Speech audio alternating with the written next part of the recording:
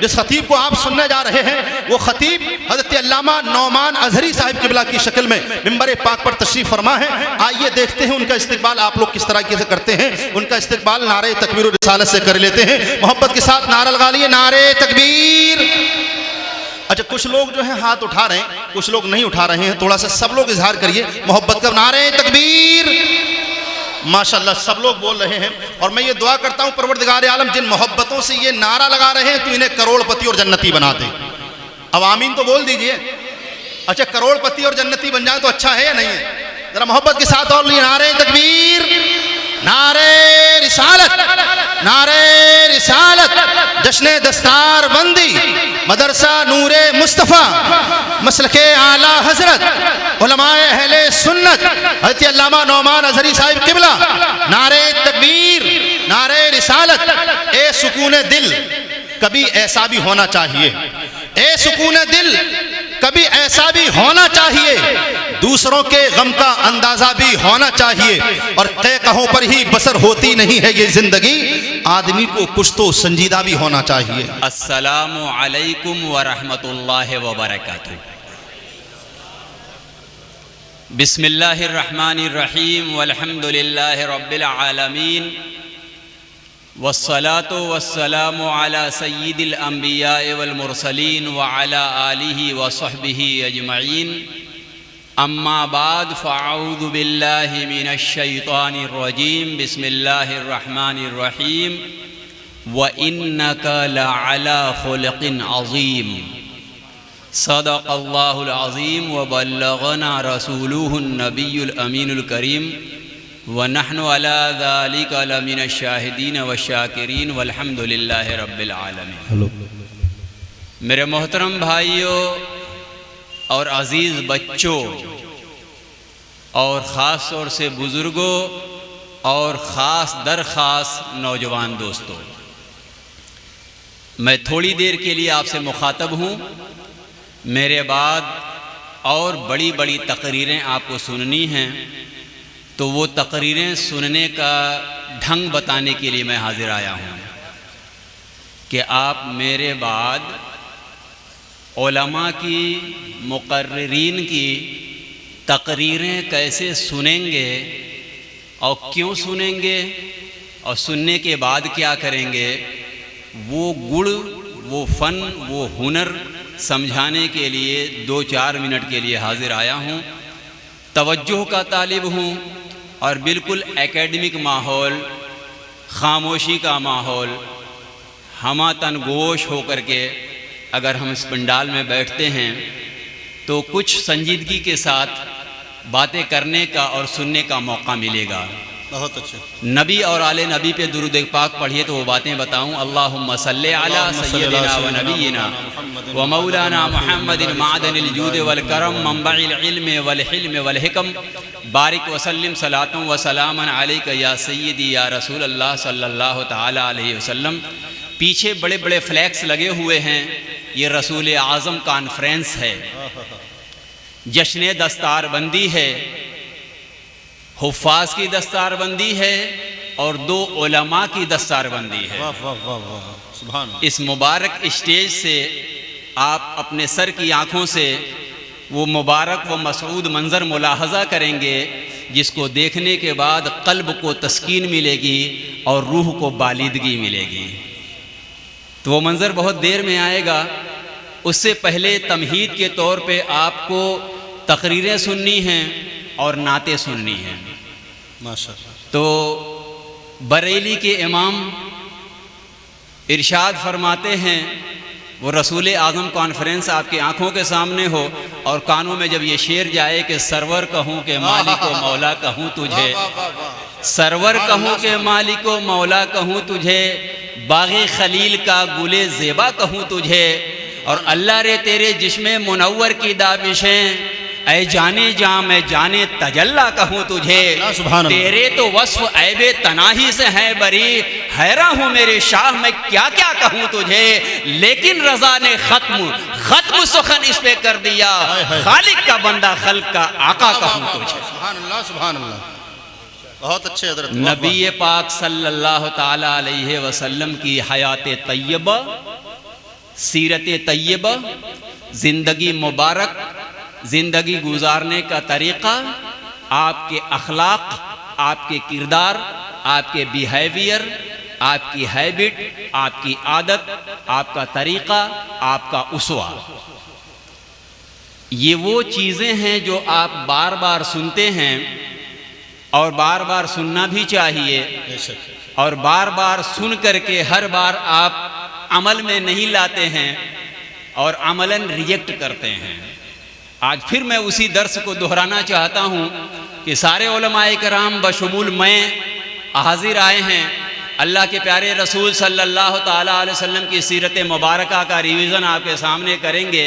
तो पहले हम और आप और बच्चे और ख़ास तौर से नौजवान आज अज़्म मुसम्मम करें, तहैया करें कि इस मुबारक मजलिस में अगर हम आए हैं और उलमा से कुछ सुनने का जज्बा ले कर के आए हैं और उनकी बातें अगर हमारी समझ में आती हैं तो जा कर के हम उस पर अमल करेंगे इंशाअल्लाह ताला, इंशाअल्लाह। वरना हम हज़ार चीखते रहें, कारी तारिक साहब हज़ार महफिलें बपा करते रहें, आप 1 करोड़ बार उसमें शिरकत करते रहो और अमल आपने अगर शुरू न किया तो पैगंबर आज़म कॉन्फ्रेंस का कोई मतलब नहीं रहेगा, कोई रेलेवेंस नहीं रहेगा, कोई अहमियत नहीं रहेगी, कोई नतीजा नहीं रहेगा, कोई फ़ायदा नहीं मिलेगा। तो मेरे प्यारे इस्लामी भाइयों, अब गुफ्तगू का आगाज़ है। आपने बारहा सुना, हर बार सुनते हैं, आज फिर मैं सुनाता हूँ, लेकिन आज शायद आपको कुछ समझ में आए, क्योंकि आप मेरे गिरदो नवाह के हैं, इसी गिर्द गली कूचे के हैं, और आपकी ज़बान मैं जानता हूँ, मेरी ज़बान शायद आप जान लेंगे। आप हर बार सुनते हैं इस्लाम दीन फितरत है, इस्लाम दीन फितरत है।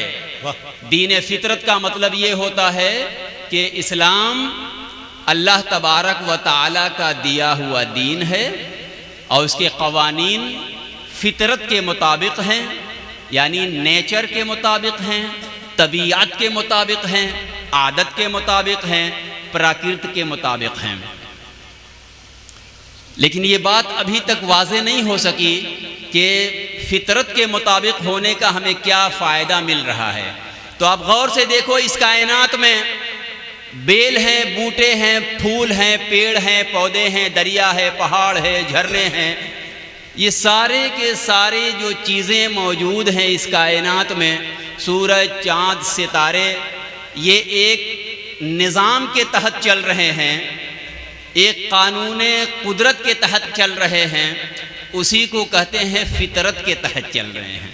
इसका कोई पैदा करने वाला है, इनको कोई चलाने वाला है।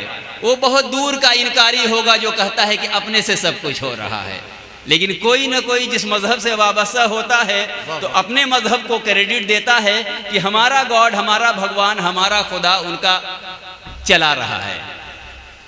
लेकिन चला तो एक ही रहा है, वो हमारा रब है, वो हमारा खालिक व मालिक है, वो हमारा माबूद है, वो हमारा अल्लाह है। सुभान अल्लाह, सुभान अल्लाह।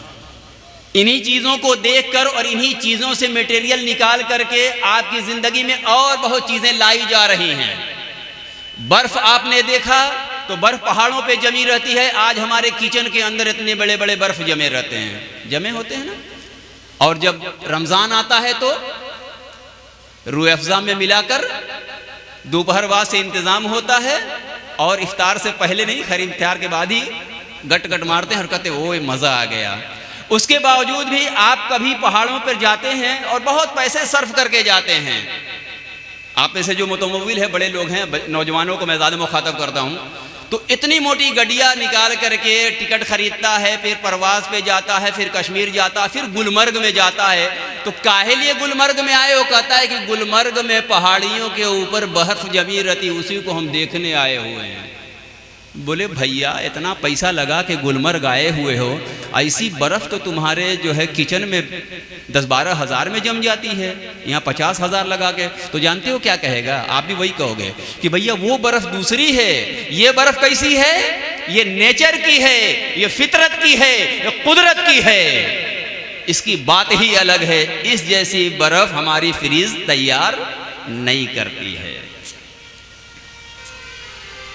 अब ये एक मिसाल थी इस तरह से पूरे कायनात में जो चीज़ें हमारे लिए बनाई गई हैं उसको देखते जाइए, और उसकी एक कॉपी इंसानों ने मसनूई तौर पे तैयार की हुई है। तो तैयार करने वाले साइंसदान से पूछिए कि आप क्यों तैयार कर रहे हो, पानी दरियाओं में बह रहा है, उतना शफाफ पानी बिसलेरी का नहीं है, और पहाड़ों पे बर्फ़ जमी हुई है, वैसी बर्फ़ तुम अपने फ्रिज में नहीं जमा पा रहे हो, और एसी चलाते हो, ठंडी हवा मिलती है। जब अल्लाह तबारक व ताला आंधी के बाद और बारिश के बाद ठंडी हवा चलाता है तो उसकी बात ही अलग होती है। तो कहता भैया वैसा हम नहीं कर पाएंगे। क्यों नहीं कर पाओगे? तो कहेगा कि ये फितरत के कानून के मुताबिक चलता है। क्यों कहता है कि वैसी हम तैयार नहीं कर पाएंगे, हम तो उसकी नकल कर सकते हैं, क्योंकि वो फितरत के कानून के हिसाब से चल रहा है, फितरत और कुदरत और बनाने वाले के निज़ाम के तहत चल रहा है। तो अब मालूम हुआ, अब से पहले और आज जो बार बार आप सुनेंगे इस्लाम दीने फितरत है, मियाँ कायनात की हर चीज, दरिया, पहाड़, झरना, बर्फ और ये सारा निज़ाम फितरत से चल रहा है। तो इतना खूबसूरत है, दुनिया इतने एडवांस दौर में उसकी कॉपी नहीं कर सकती। सारे साइंसदान आजिज हैं और कलम रख दिया है, हम ऐसा नहीं बना सकते क्योंकि ये फितरत के निज़ाम के तहत चल रहा है। मुसलमानों कुर्बान जाओ, जिस नबी का कलमा पढ़ते हो, जो किताब तुम्हारे घरों में रखी है, उसमें निज़ाम फितरत का कानून लिखा हुआ है, उसमें अल्लाह का कानून लिखा हुआ है। अरे सारी दुनिया जब कानून कुदरत से चलकर, निज़ाम फितरत से चलकर खूबसूरत और लाजवाब हो सकती है, तो मुसलमान अपनी जिंदगी में अगर कानून फितरत पे अमल शुरू कर दे, अगर कानून निज़ाम कुदरत पे अमल करना शुरू कर दे, तो बताओ उसकी जिंदगी कितनी खूबसूरत हो जाएगी। सुभान अल्लाह, सुभान अल्लाह। तुम्हारी जिंदगी कितनी खूबसूरत हो जाएगी। हमने जिंदगी खूबसूरत गुजारने का सलीका ही नहीं सीखा, सिर्फ हम तकरीरों में घूमते रहे और बातें नहीं समझी। निज़ाम फितरत का मतलब ये है। अब निज़ाम फितरत जो मैंने बात कही है तो गौर से सुना मुसलमानों, क्या है निज़ाम फितरत? आपने बर्फ जमाई, बर्फ देख ली। निज़ाम फितरत ये है कि हम रात में सो जाएं और सुबह तड़के उठ जाएं, ये निज़ाम फितरत है। आज सारा मुसलमान आधी रात तक नहीं बल्कि पौनी रात तक, 2:30 बजे रात तक जाग रहा होता है और 2 बजे दिन तक सो रहा होता है। अरे तुम इस्लाम को क्या मानोगे? ये इस्लाम तो मानना ही है क्योंकि कलमा पढ़ते हो। ये चीज निज़ाम फितरत के खिलाफ है। सुभान अल्लाह, सुभान अल्लाह। और इसी वजह से मेरे अजीजों तुम अपने गिरदो पेश में देख लेते हो, अरे वो बेईमान जो कलमा नहीं पढ़ता है, जो मोहम्मद अरबी पे इस्लाम नहीं लाता है, जो कुरान नहीं पढ़ता है, 3:45 बजे से तुम्हारी गलियों में घूमता होता है और सारा मुसलमान सो रहा होता है। ये सुबह दम को उठना और रात में सो जाना, ये निज़ाम फितरत है, ये कुदरत का कानून है। अल्लाह तबारक व ताला ने इस कुरान के अंदर इस मंजर की कसम उठाई है। अल्लाह तबारक व ताला इरशाद फरमाता वस्सुबहि इज़ा तनफ़्फ़स। अल्लाह तबारक व ताला ने नफ्स की बेहतरी के लिए और नफ्स को पाकीज़ा करने के लिए इस पूरे कायनात में जो चीज़ें मैंने अभी जिक्र की है उसकी कसम उठाई है। और 11 बार कसम उठाने के बाद मजमून कहा है। अब अरबी नहीं आ रही, मैं उस तरफ नहीं जाऊंगा। वशम्स व दुहाहा, शम्स सूरज, वल कमरी इज़ा तलाहा, वन नहारी इज़ा जल्लाहा, वल लैली इज़ा यग़शाहा। दिन और रात की कसम, हो दिन और रात की कसम।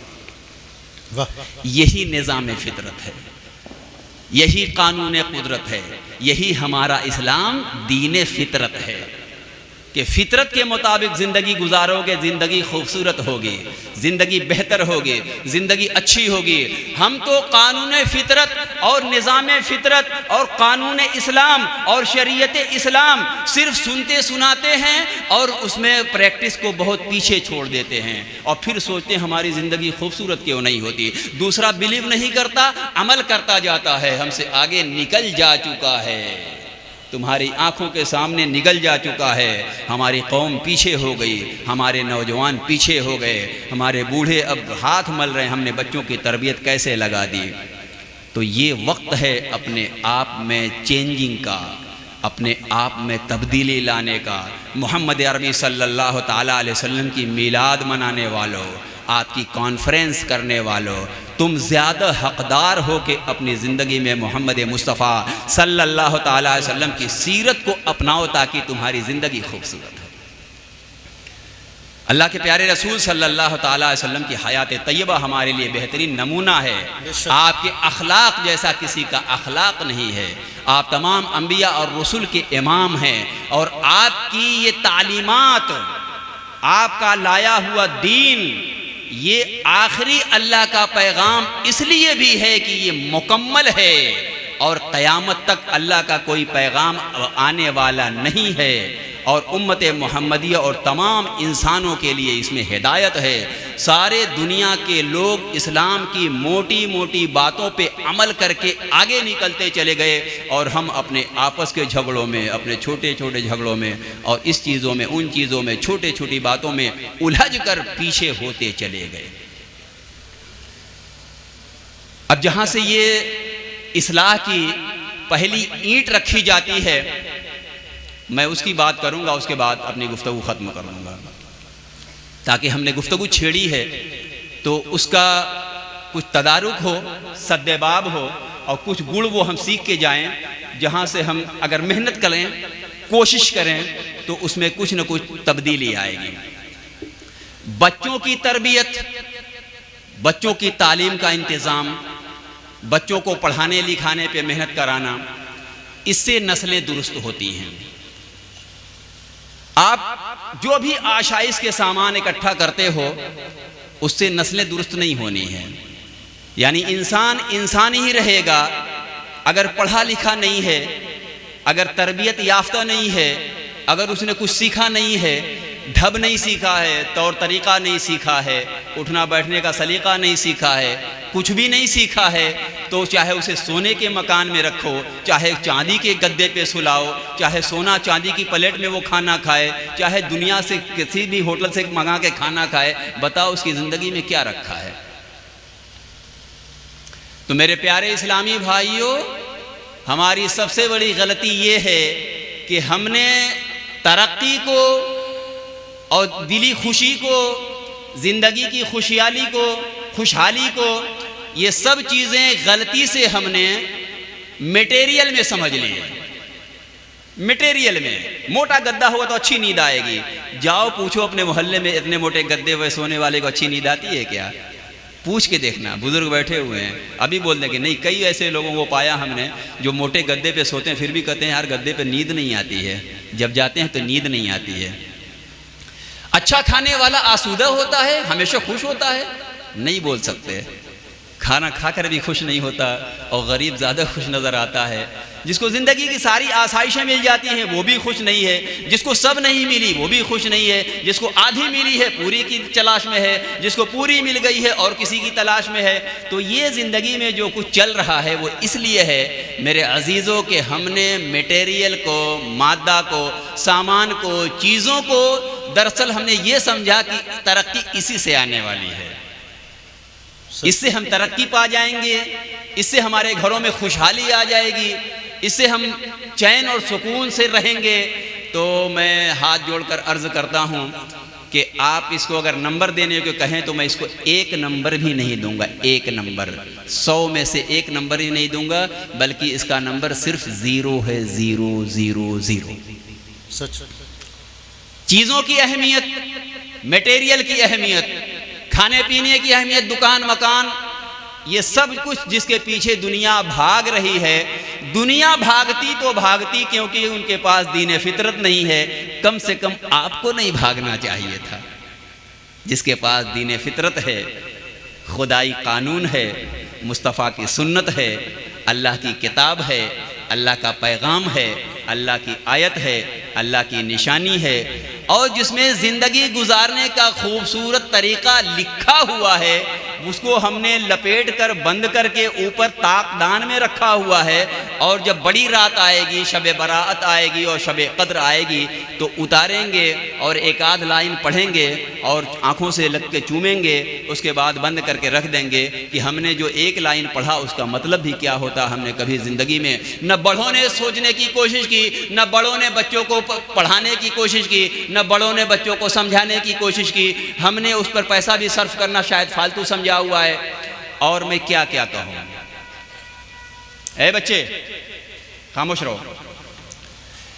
ये कोई ट्रेडिशनल गुफ्तगू नहीं है, ये कोई तकरीर नहीं हो रही है, ये आपके ज़मीर को मैं एक कचौका लगा रहा हूँ। ज़मीर को, आपके जो ये ज़मीर होता है अंदर का, कि वाकई हम कहाँ जा रहे हैं।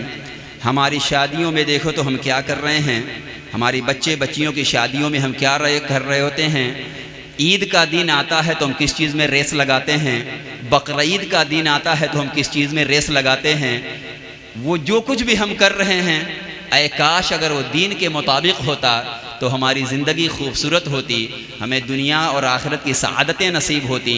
और अगर वो आखिरत नहीं, दुनिया नहीं, तो कुछ भी नहीं आपके लिए। ईद पे सबसे महंगे कपड़े पहन लेंगे, ईदगाह में यूनिक आपका बेटा हो जाएगा, क्या मिल जाएगा? कुछ मिलेगा? एक नंबर नहीं, ज़ीरो मिलेगा।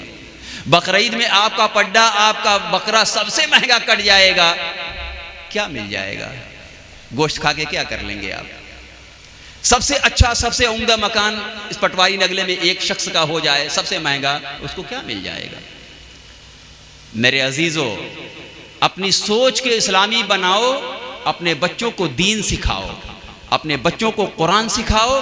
खुद भी 24 घंटे में हम कितने भी बिजी हों, कितने भी मशगूल हों, कितने भी मसरूफ़ हों, किस बात की मसरूफियत है? दुकान में बैठेंगे, ज़्यादा कमाएंगे, बच्चों की अच्छी फ्यूचर बनेगी, अच्छा मुस्तकबिल बनेगा, सब कुछ लाएंगे। हाँ हाँ लाओगे, लेकिन वही बात है कि बच्चा आपका पढ़ा लिखा न होगा, गैर मुअद्दब होगा, उसको कोई हुनर नहीं आता होगा, उजड़ होगा, तो आपकी सारी जमा की हुई दिन रात की गाढ़ी कमाई, खून पसीने की कमाई, आपने जो जमा की है, बैलेंस किया है, एफडी की है अपने बेटे के लिए, बेटी के लिए, और एकदम अचानक आप चले गए खुदा न खास्ता, तो बताओ वो कितना काम आएगा उसे?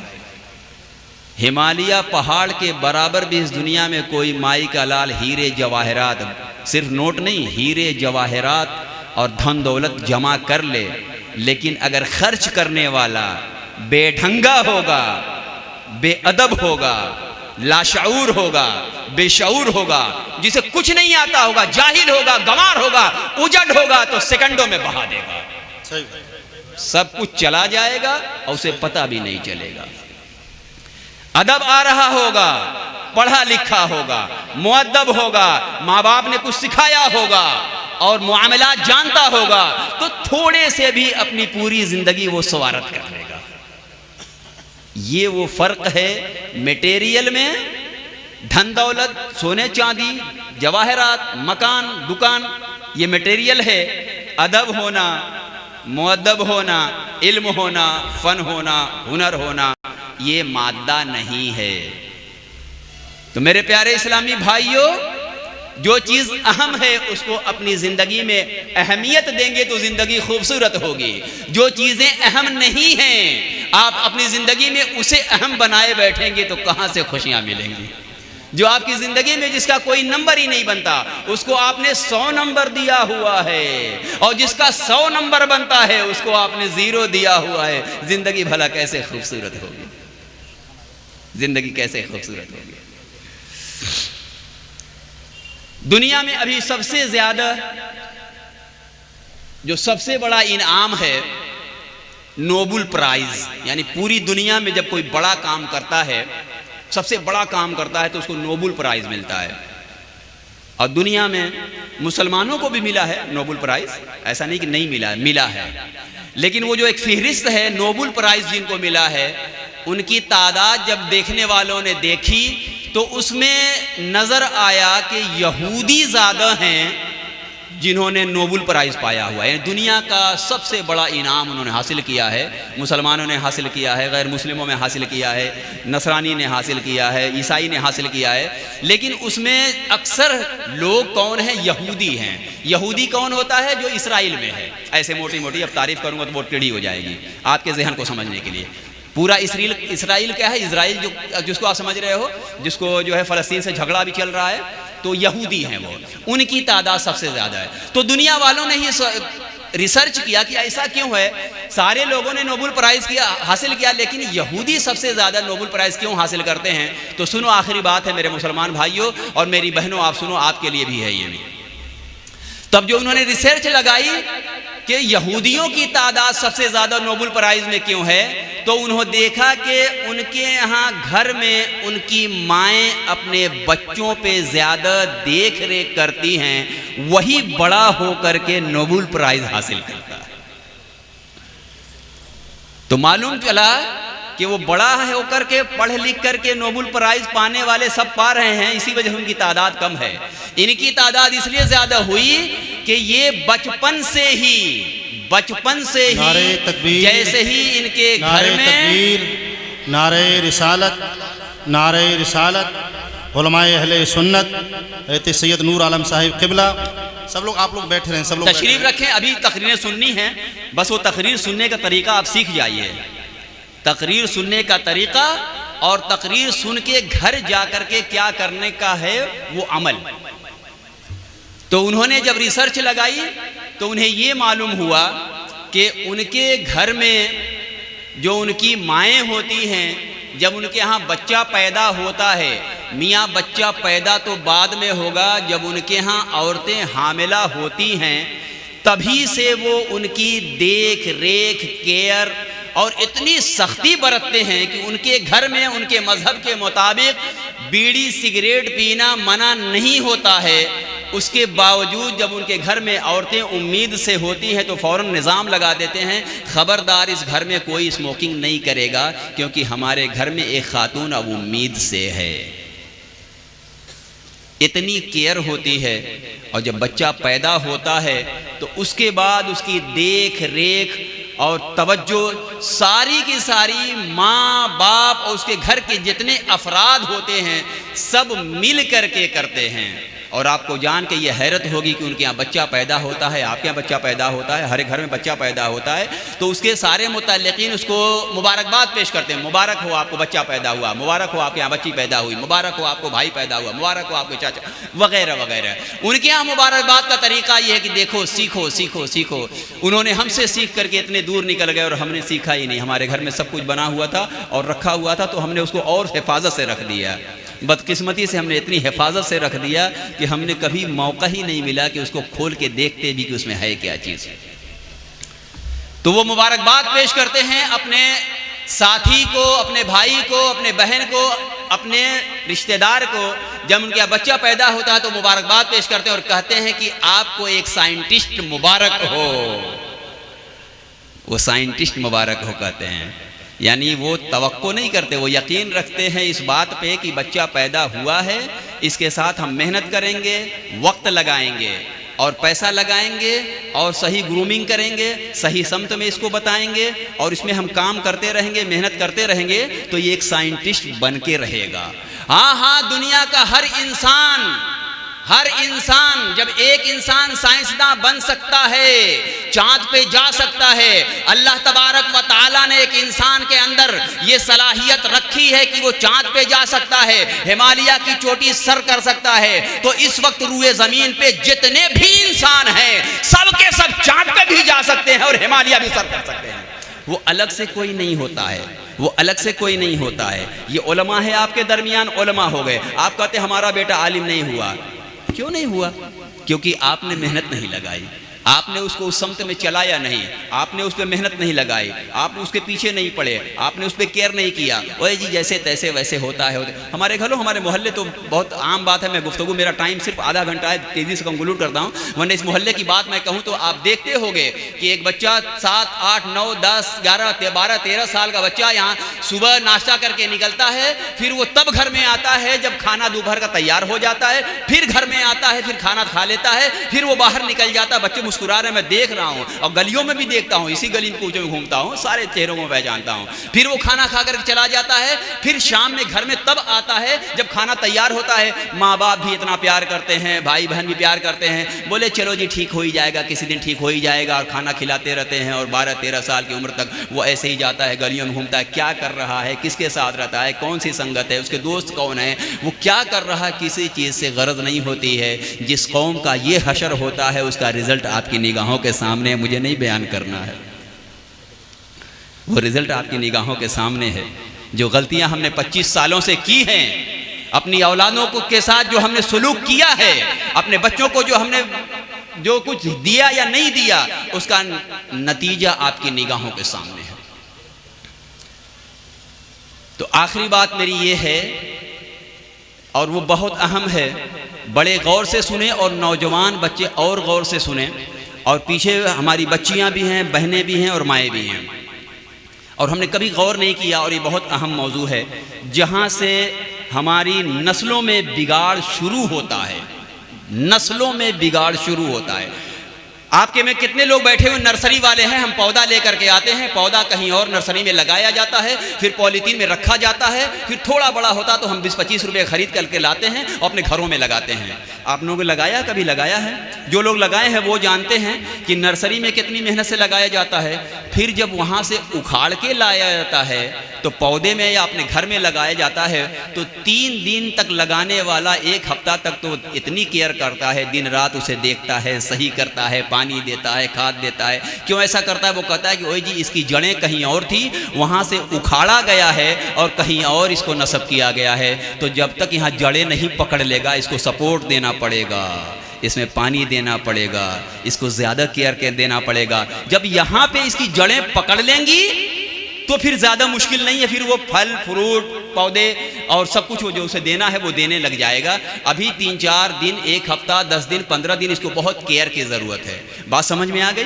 ये बात अगर समझ में आ गई, हमारे घरों में बहू आती है, भाभी आती है, और सबसे बढ़कर नौजवान की दुल्हन आती है, और एक बच्ची आती है जो घर में थी किसी और के, उसका कोई बाप था, उसकी कोई माँ थी, उसके भाई थे, उसके बहन थे, उसके चाचा थे, उसकी चाचियाँ थी, फिर उनके अगर बच्चे मिलाए तो कजिन थी। एक खातून 12, 15, 18, 20, 25, अलीगढ़ में तो 30, 35, 40 साल तक एक ऐसे घर में थी जिसमें इतने अफराद का उसे प्यार मिल रहा था। एकदम अचानक उसे ला करके दूसरे घर में जब रखा जाता है, तो मेरे प्यारे इस्लामी भाइयों, ये ज़रूरी है कि उसकी ज़्यादा देख रेख की जाए, उसकी ज़्यादा देख रेख की जाए, उसको ज़्यादा ताना और तशनी न की जाए। हालात कैसे भी हों, पहले उसका सपोर्ट किया जाए, क्योंकि ये अपने सारे रिश्तेदारों को छोड़ करके आके हमारे घर में यह है, तो पहले यहाँ सेटल्ड हो जाए, इसकी जड़ें मजबूत हो जाए, इसका दिल इस घर से लग जाए, इस घर में ये खुश रहे, टेंशन फ्री रहे। यहाँ इसका दिल लग जाएगा, फिर आप ताने देते रहना, खाने बनवाते रहना, कपड़े धुलवाते रहना, मैं मना नहीं कर रहा, लेकिन हमारा जो अमल है, रात उतरी बहू या बेटी या जो दुल्हन कह लें तो सारे समझ में रिश्ते उससे लग जाएंगे, दुल्हन रात उतरी और सुबह से मुतालबे शुरू हो जाते हैं सारे लोगों के, जी हमारी रियायत नहीं होती, हमारा कपड़ा पड़ा रह जाता, हमें पानी नहीं पेश करती, हमारा खाना नहीं बनाती, अरे कैसी बहू लाए हो? मेरे प्यारे इस्लामी भाइयों, मैं इस पे कुछ ज़्यादा नहीं बोलूँगा। जो कुछ मुआशरे में हमारे और आपके घरों में हो रहा है वो आपको पता है, मैं तो सिर्फ इलाज बता रहा हूँ। इलाज क्या है?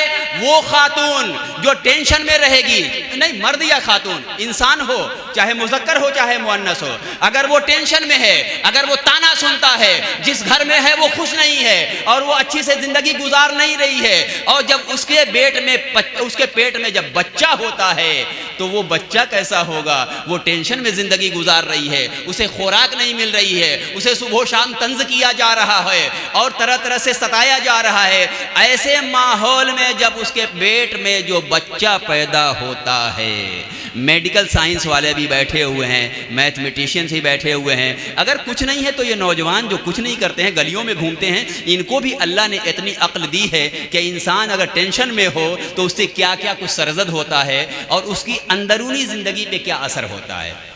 आप बात समझ गए? तो ये है नस्लों को दुरुस्त करने का तरीका कि सबसे पहले हम अपने घर के माहौल को इस्लामी बनाएं, अपने घर के माहौल को इस्लामी बनाएं और उसके बाद अपने बच्चों की तरबियत करें, और वहाँ से ये नस्लें दुरुस्त होना शुरू होंगी, तब जा कर के हमारी ज़िंदगी खुशहाल होगी। और आप जब ये सुनेंगे कि इस्लाम दीन फितरत है तो फिर समझ जाएंगे कि फितरत का कानून इस्तेमाल करके, फितरत के कानून के मुताबिक ज़िंदगी गुजार करके ही ज़िंदगी को खूबसूरत बनाया जा सकता है। इस कायनात में सारी चीज़ें कानून फितरत से चल रही है, इसलिए इतनी खूबसूरत है कि उसकी मिसाल दुनिया वाले पा नहीं सकते, दे नहीं सकते।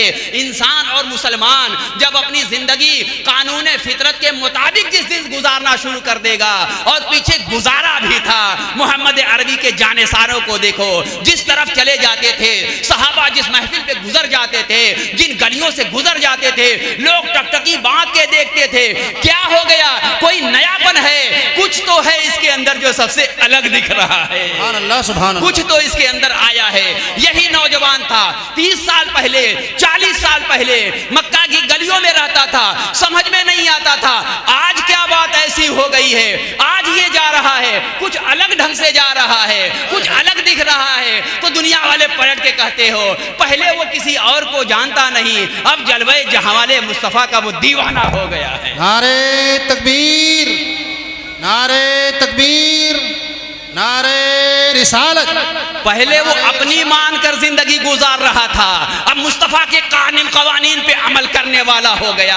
पहले वो अल्लाह को नहीं मानता था, अब वो अल्लाह को मानने वाला है, और अब वो मुस्तफ़ा जाने रहमत की सुन्नतों पे अमल करने वाला है। तो जिधर निकल जाता था सफ़े की सफ़े जो दरहम बरहम हो जाया। वाह वाह वाह वाह। तुम्हें भी अगर करना है वही करना है, तरीक़े मुस्तफ़ा को छोड़ना है वजह बर्बादी।